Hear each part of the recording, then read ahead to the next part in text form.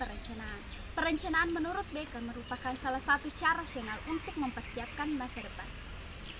Menurut Andy Swandi, perencanaan adalah suatu proses penentuan tujuan organisasi serta yang kemudian menyajikannya itu dengan jelas taktik-taktik, strategi-strategi, serta juga operasi yang diperlukan untuk dapat mencapai tujuan organisasi dengan cara menyeluruh. Baiklah, saya akan menjelaskan tentang pengertian perencanaan menurut Adler.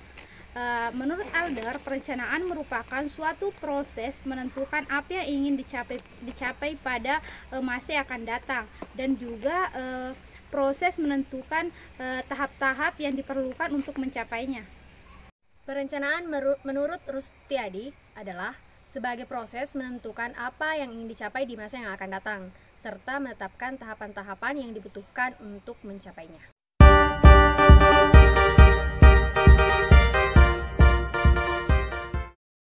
Adapun unsur-unsur perencanaan, yang pertama yaitu tujuan. Nah, suatu rencana yang akan dilaksanakan harus mempunyai tujuan yang jelas dan mempunyai batasan akan tujuan tersebut. Selanjutnya yaitu budget. Nah, anggaran ini harus dibuat serealistis mungkin sehingga beban dari pelaksanaan ini tidaklah begitu berat. Selanjutnya yaitu politik. Nah, yang dimaksud dengan politik di sini adalah kewenangan, delegasi, dan pertanggungjawaban dalam pelaksanaan sebuah rencana sehingga tujuan yang telah direncanakan itu akan berhasil. Selanjutnya yaitu prosedur. Nah, prosedur di sini merupakan urutan tindakan atau kegiatan yang terorganisir dalam rangka pencapaian tujuan tertentu. Selanjutnya yaitu program. Nah, program di sini merupakan gabungan dari politik, prosedur, dan anggaran serta perlu adanya alternatif tujuan bila mana tujuan utamanya itu tidak tercapai sebagaimana yang diharapkan.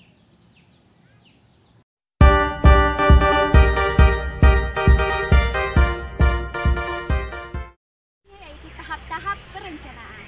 Tahap-tahap perencanaan ada 4. Yang pertama yaitu menentukan tujuan atau serangkaian tujuan. Yang kedua yaitu mengidentifikasi masalah atau merumuskan masalah pada keadaan saat ini.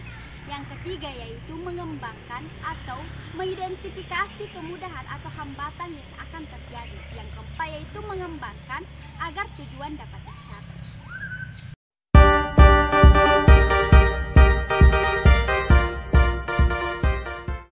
Baiklah, selanjutnya saya akan menjelaskan tentang tipe-tipe perencanaan. Nah, tipe-tipe perencanaan ada 4. Yang pertama yaitu perencanaan operasional.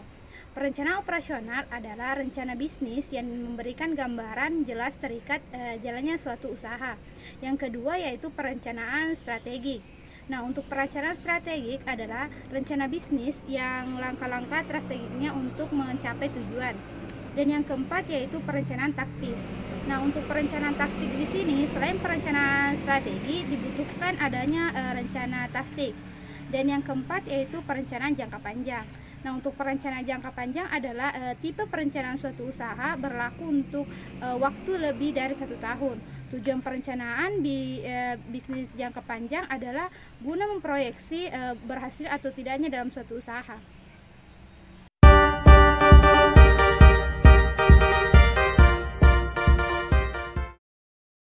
Faktor-faktor yang mempengaruhi perencanaan. Yang pertama, spesifik. Artinya, perencanaan harus jelas maksud maupun ruang lingkupnya, tidak terlalu melebar dan terlalu idealis. Yang kedua, measurable. Artinya, program kerja atau rencana harus dapat diukur tingkat keberhasilannya. Yang ketiga, achievable. Artinya, dapat dicapai. Jadi, bukan angan-angan. Yang keempat, realistik. Artinya, sesuai dengan kemampuan dan sumber daya yang ada. Tidak terlalu mudah dan tidak terlalu sulit, tapi tetap ada tantangan. Yang terakhir, time, artinya ada batas waktu yang jelas, mingguan, bulanan, triwulan, semesteran, atau tahunan, sehingga mudah dinilai dan dievaluasi.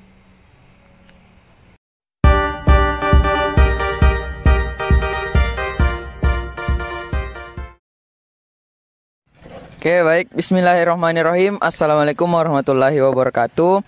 Saya Rahmat Hidayat. Saya di sini akan melanjutkan pemaparan materi dari kelompok saya, yaitu hambatan-hambatan dalam perencanaan. Apa-apa sih hambatan-hambatan dalam perencanaan itu? Yang pertama, kurangnya pengetahuan tentang organisasi. Yang kedua, kurang memahami lingkungan, internal dan eksternal. Ketidakmampuan melakukan prediksi secara efektif. Yang keempat, kesulitan perencanaan operasi-operasi yang sekali pakai. Yang kelima, terkendala biaya. Yang keenam, takut gagal atau kurang percaya diri. Yang ketujuh, ketidaksediaan untuk menyingkirkan tujuan-tujuan alternatif atau jalan pintas. Mungkin itu saja dari saya. Lebih dan kurangnya mohon dimaafkan. Assalamualaikum warahmatullahi wabarakatuh.